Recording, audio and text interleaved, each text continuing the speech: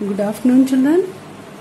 In this session, we will try to understand about the reactivity of metals. Reactivity of metals.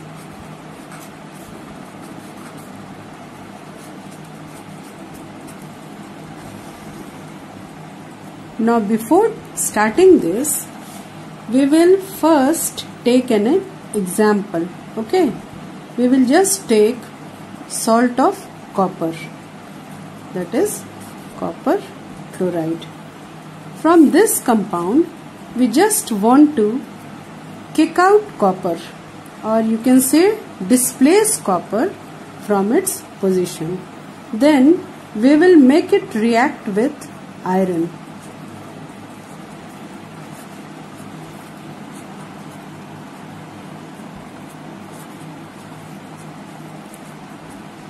Here we see that iron kicks out copper from its place and copper is shifted over here and iron takes the position of copper. Now when we reverse the reaction, okay, just we will do the opposite, that is in place of copper salt we will take iron salt and then we will make it react with copper. Then we see that copper is unable to displace iron from its salt, that is from its compound, and here no reaction takes place. Then the question arises here, why iron is able to displace copper? On the other hand, copper is unable to displace iron. There might be some reason behind this. Here we will know about the reactivity of metals. That means iron is more reactive than copper. That's why it is able to displace here copper, and copper is less reactive than iron, that's why it is unable to displace iron from its position. So here comes the terms reactivity. Now reactivity means the tendency of an element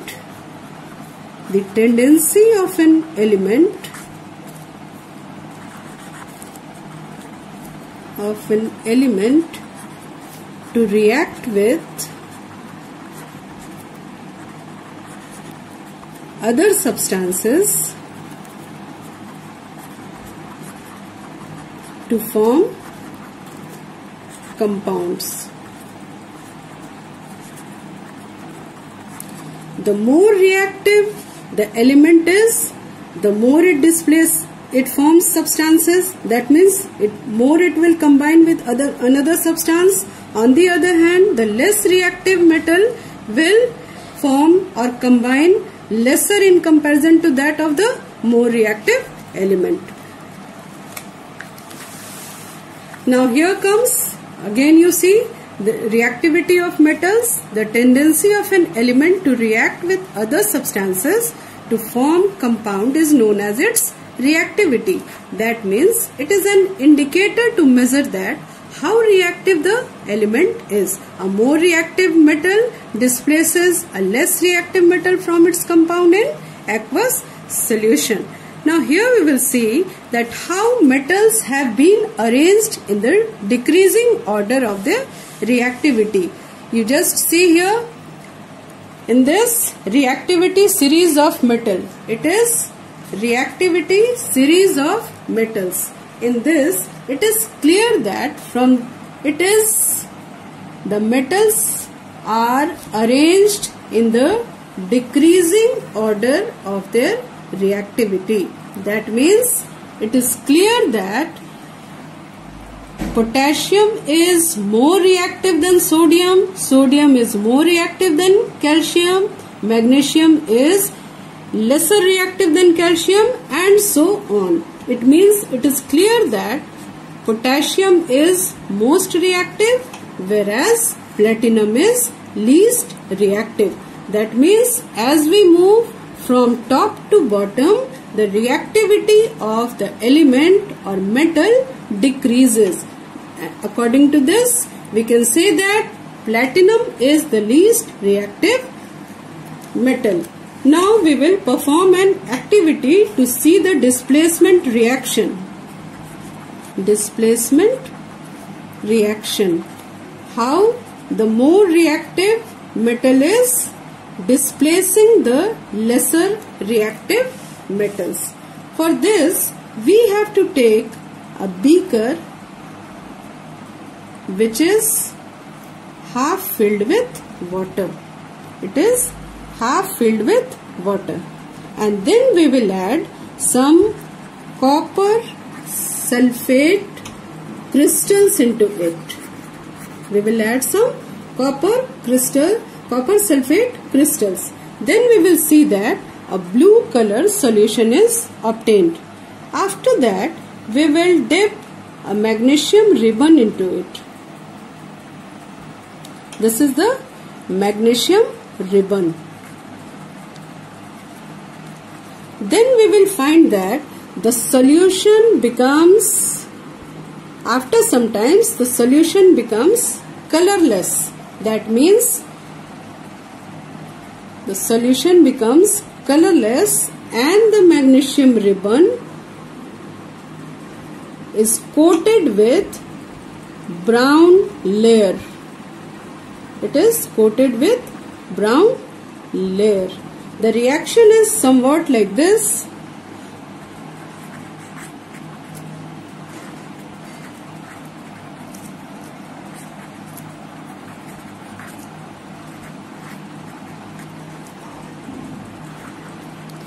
Here the coating which is found on magnesium ribbon, it is the coating of what?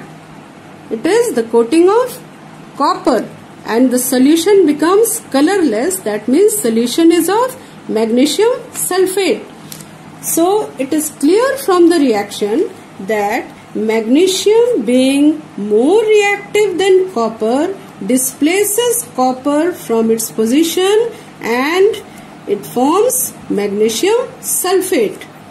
The same reaction can be repeated by taking, in place of magnesium, we can take iron nails. And again, when we suppose to make it react with copper sulfate, then iron sulfate will be formed and copper is liberated. Or you see here from the reactivity series, you just see how magnesium is on the top whereas copper is at the bottom. That means magnesium is more reactive than copper. Again you see iron is on the top whereas copper is below. So iron is again more reactive than copper. That means it displaces copper from copper sulfate and forms iron sulfate. It is clear, children, now that the more reactive the element is or metal is, it is capable to displace or kick out the metal which is lesser reactive than that. Now children, we will move to the another topic, that is noble metals. Noble metals. What are noble metals? First of all, least reactive metals. Least reactive metals are known as noble metals. Noble metals. Second one is that noble metals do not react with metals do not react with oxygen, water, acids or bases whatever present in the surrounding. It does not react. Noble metals do not react. Then the third one is that noble metals are lustrous. That means it is having its shining property for a long time. Shining property for a long time. Fourth one is it do not get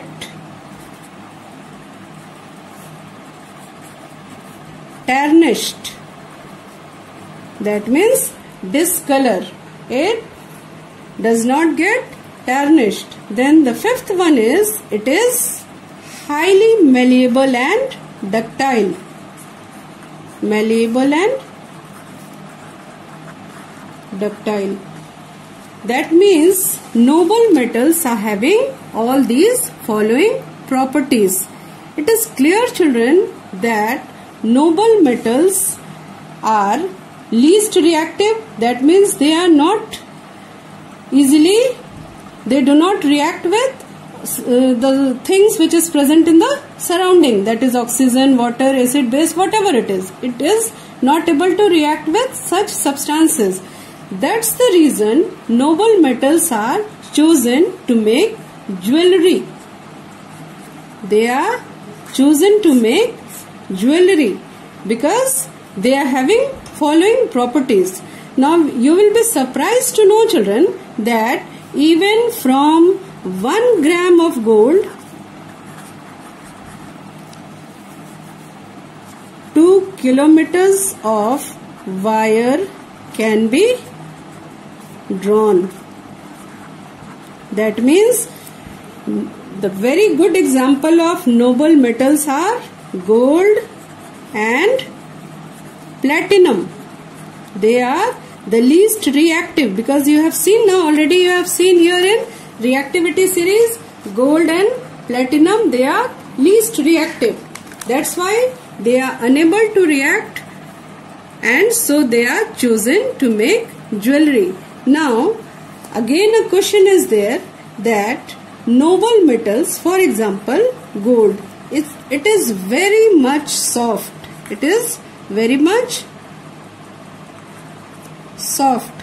So the ornaments or jewelry which is made up of such gold will be not useful in a daily wear. That's why some other substances, some other metal is mixed with gold in order to make it durable. For example, you can say silver, copper, all these things are added in order to make gold harder so that it can be used in making jewelry. Now,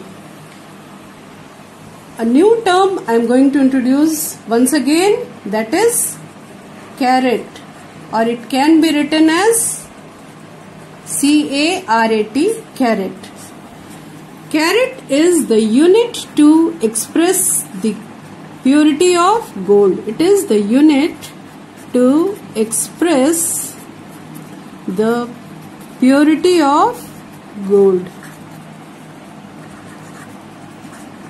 And it is supposed to be 24 carat of gold, that it is the purest form of gold. Purest form of gold. But already I explained you just now that 24 carat of gold is not suitable for making jewelry. It is mainly 22 carat gold or 18 karat gold. These are used in making jewelry. Now what is 22 karat gold? 22 karat gold means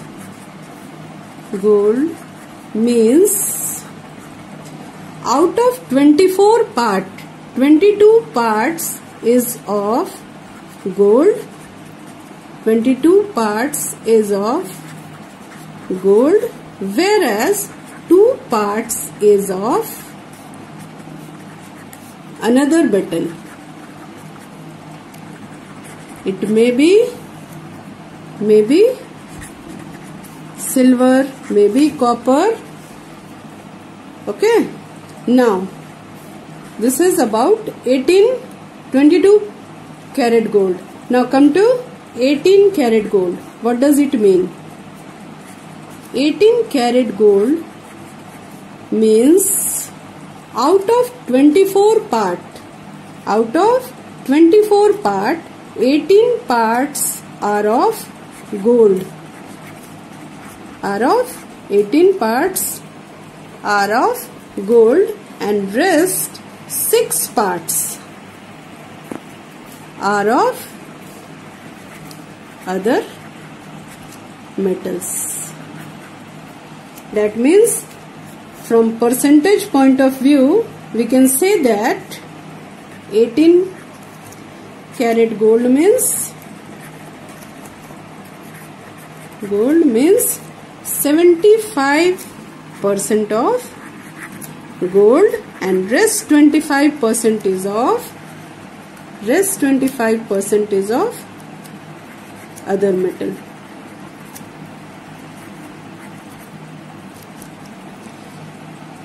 Now children, I have explained you just now the reactivity of metals. I have explained you the reactivity series of metals, the displacement reaction I have explained, then the noble metals I have explained, and the carat gold I have explained, that how gold is expressed in carats. So for today that's all, and your homework will be, children, do D part of the same chapter, that is metal and non-metal. You have to do D part of metals and non-metals. Okay, thank you.